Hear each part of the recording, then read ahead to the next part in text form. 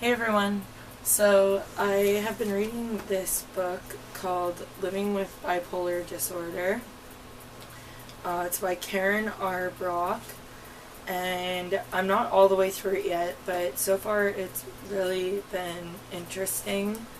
And normally I don't read books that are not from someone else's perspective with bipolar. So this book is from an MD's perspective, but she also has experience with family members and friends and people in her past that have mental illness.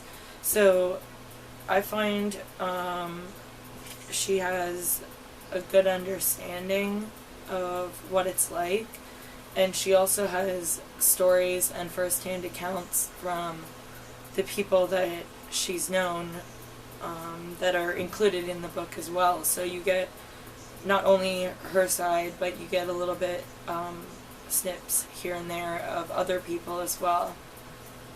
So I just really wanted to share the introduction with you because I found it to be a very powerful story, and it's actually what brought her really to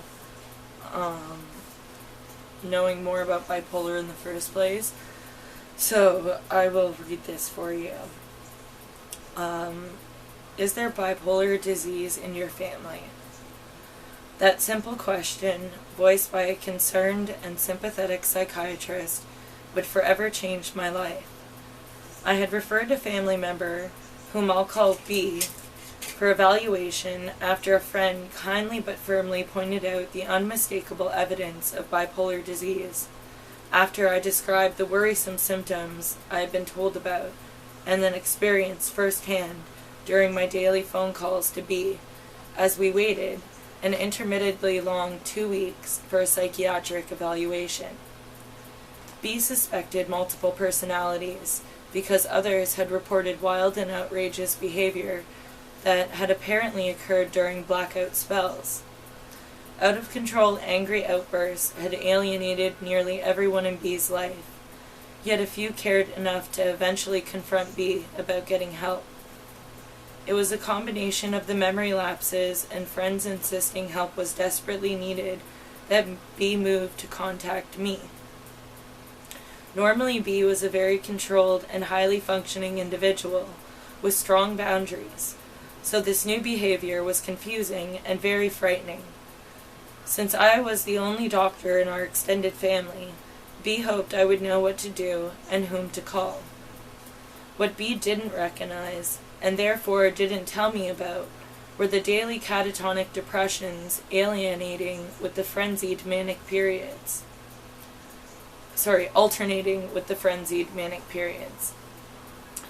In the daily phone calls to B, prior to the psychiatric evaluation, I witnessed such a severe, near catatonic depression that I was seriously concerned about suicide.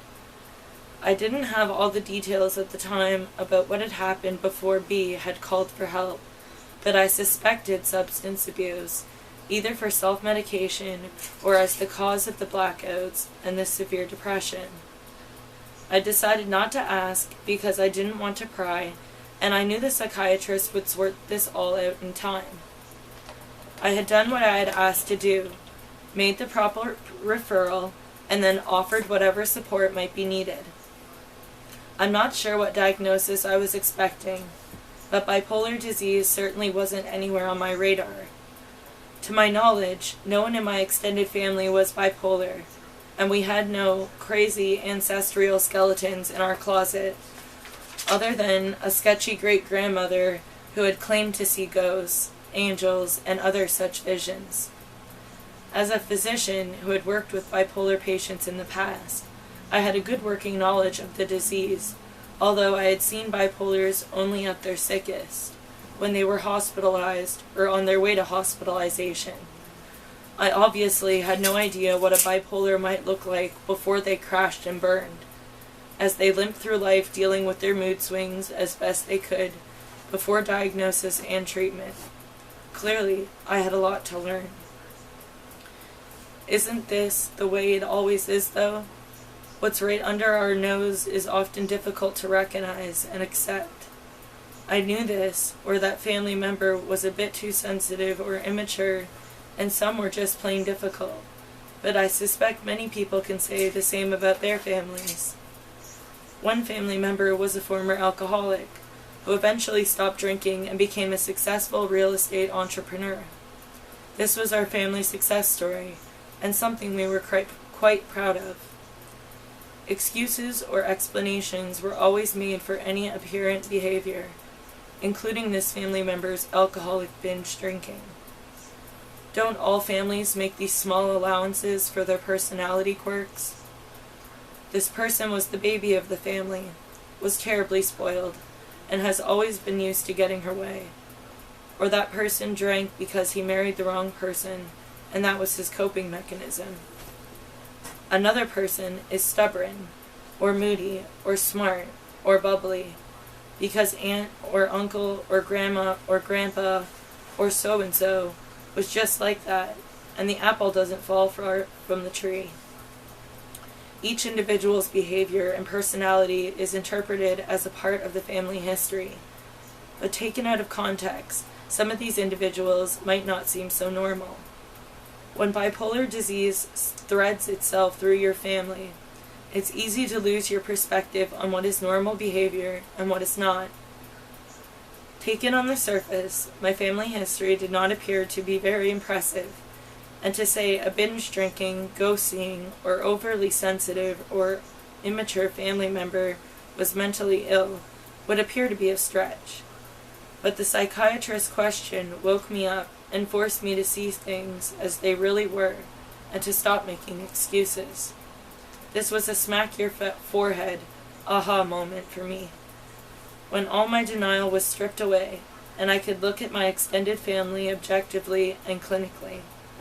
I realized that 2 of my family members were classically bipolar, with others somewhere on the bipolar spectrum. The mood swings were so obvious in the classic bipolars, including B. How had I not recognized this before? As difficult as it was for me to do, I had to answer, yes, there is bipolar disease in my family.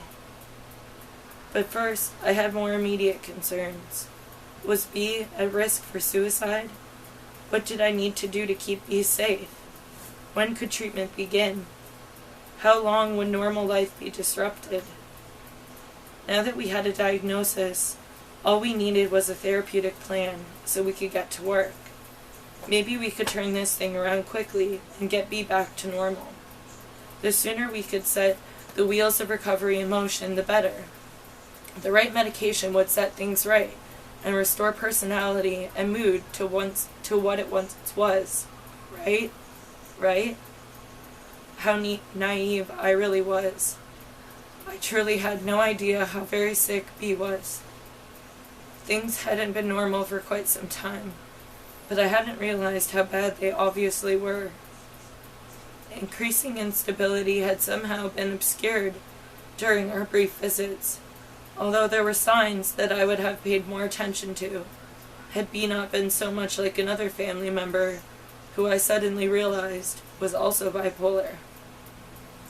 I had explained away a good deal of B's increasingly eccentric behavior by telling myself that those 2 family members were just alike, as in fact they actually were, only I didn't recognize why at the time. It was only when I entered B's home that the seriousness of the mental illness became apparent. Normally organized and extremely neat, B was living in a shockingly disordered and chaotic environment. I packed up what I could so that B could live with me and get treatment locally, at the diagnosing psychiatrist's recommendation. It took a month to get an appointment with a psychiatrist near me, so the near catatonic depression continued. The bipolar diagnosis was confirmed by the second psychiatrist, and treatment finally began. That unfortunately resulted in a full-blown psychotic episode 6 weeks later, causing a mad scramble to switch out medications and start all over again. That's how I found myself caring for a very mentally ill patient in my home, in addition to caring for the rest of my family and working. How did I get in this situation? This beloved family member, so brilliant and creative and formerly so high-functioning, was terribly mentally ill. I could hardly wrap my mind around that truth. Suddenly, the word bipolar leapt off the page and became a living, breathing entity in my home. It was the unwelcome house guest that came to stay and refused to leave. The demon that tenaciously possessed my family member and needed to be exorcised but couldn't be budged. A 3-week mental hospitalization was eventually needed for aggressive medical therapy and suicide prevention.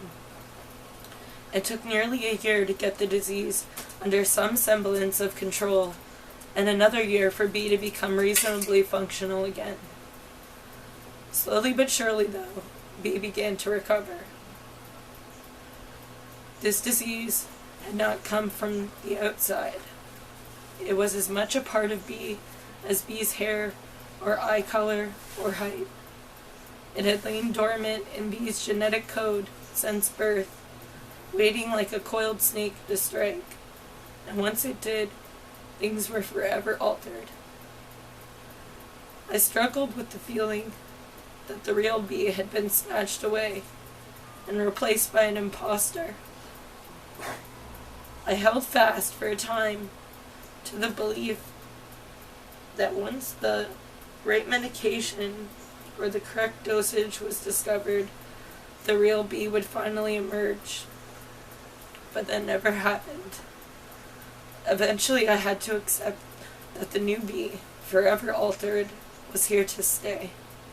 And somehow I had to find a way to make peace with that fact. B's creativity and prestigious abilities were the bright, shiny side to this dark disease. I held fast to this one blessing as I armed myself with increased medical knowledge about bipolar disorder, as well as my love and commitment towards B's recovery.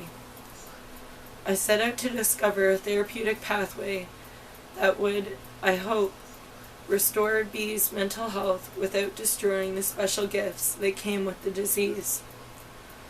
As a physician, I wanted to learn everything I could about bipolar disease from the medical viewpoint.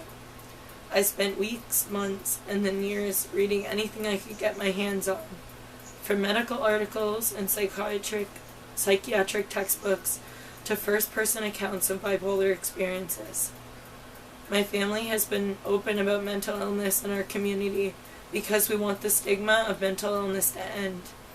We want others to understand that people with bipolar disease can recover, re-enter the world they temporarily left behind, and learn to control their disease rather than letting it control them. Just as they can learn to control any physical disease they are diagnosed with.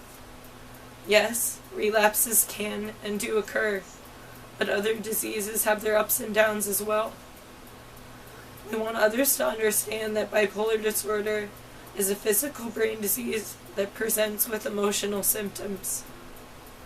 Diabetics need insulin, asthmatics need inhalers, and bipolars need their brain and mood stabilizing medications in exactly the same way. It's nothing to be ashamed of, yet shame and embarrassment are all too commonly associated with all types of mental illness. Sorry, this book is like kind of emotional. When B was first diagnosed, someone advised me to be less open about the diagnosis because others would assume that my family was somehow bad. But this is exactly why people need to be educated about mental illness. Maybe once they understand that mental illness is a disease of the brain, judgment and blame will cease to exist. I sometimes have the opportunity to teach about mental illness in my community, and when I see the look of recognition on the face of someone in the audience who finally realizes that a problematic family member may actually be mentally ill, I know that one less person will continue to carry this stigma throughout their life. Perhaps their mentally ill family member will be treated with understanding, compassion, and respect that they deserve, rather than being feared or treated with anger or ostracized by the family. I've used the knowledge I've gathered through all of my research to help educate and support bipolars and their families in my community. This book is simply putting down on paper what I've been doing over lunch, in presentations, in the classroom, or in private homes for years. I have been given the opportunity to reach a larger community, and I'm grateful for the chance to share my knowledge with you. From the historical perspective of bipolar disease to brain chemistry, from medical diagnosis and treatment to wellness strategies, my hope is that I can give you the tools to first understand and then successfully manage and live with bipolar disease. So I just wanted to share that introduction with you. So again, this is the book. It's Living with Bipolar Disorder, a handbook for patients and their families by Karen R. Brock. And it's from the McFarland Health Topics. And I haven't read yet completely, but I have to keep stopping because, as you can see, it makes me emotional. Because the stories that are in the book, some of them hit really close to home. And some of the descriptions and how she breaks things down hit close to home. Like there's a chapter about bipolar in the past, the different mood states, the different definitions, how the history of the DSM has changed over the years. Then she also breaks down like the different types of symptoms that come along with it. So depression, obviously, mixed episodes, rapid cycling, she does hypomania, mania, bipolar 1, bipolar 2, so there's just a lot of really good information in this book, and there's only been like one or two things that I've read so far that I haven't really necessarily agreed with, or I've just disagreed with the way that she worded it. I found it to be a little unsympathetic, or she just could have worded it a little bit better, but I wanted to share the introduction with you because I thought it gives you a good idea of what the book is about, and it shares a pretty good story about how a lot of us come to our diagnosis.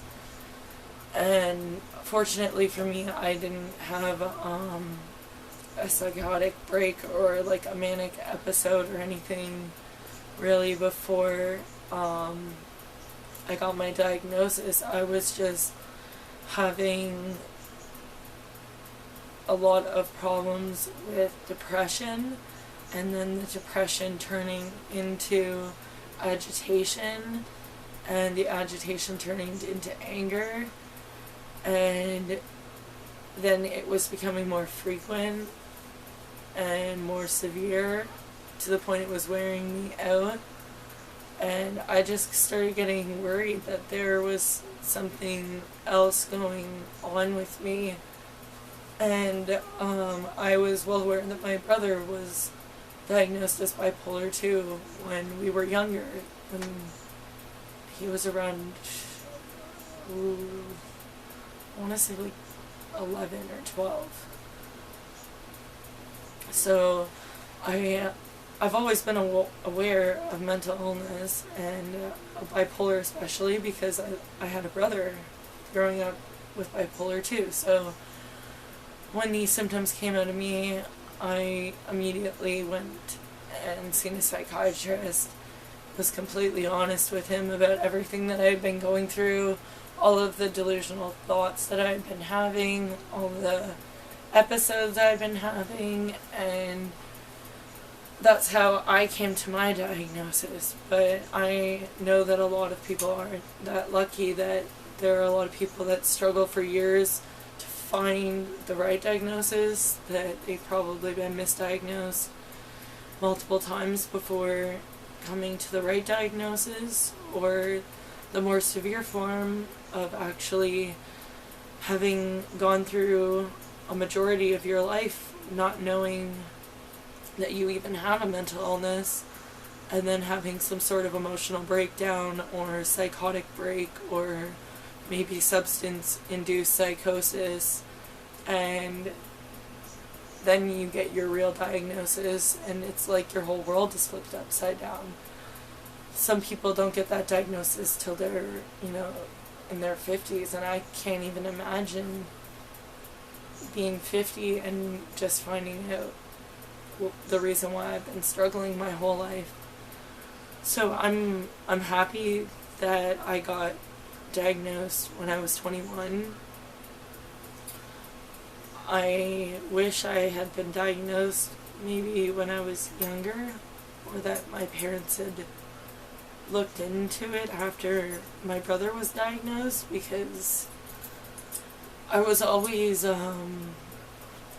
depressed but not necessarily angry. I felt a lot more withdrawn than angry. I had a lot of problems socially, but it's funny how once the bipolar started taking over, I became more social, and it has its ups and downs. Like, sometimes I'm very social and sometimes I'm not, and sometimes I'm very social and sometimes I'm not. But yeah, I just wanted to share this introduction to the book with you. So until next time, remember that you're not alone, and stay strong.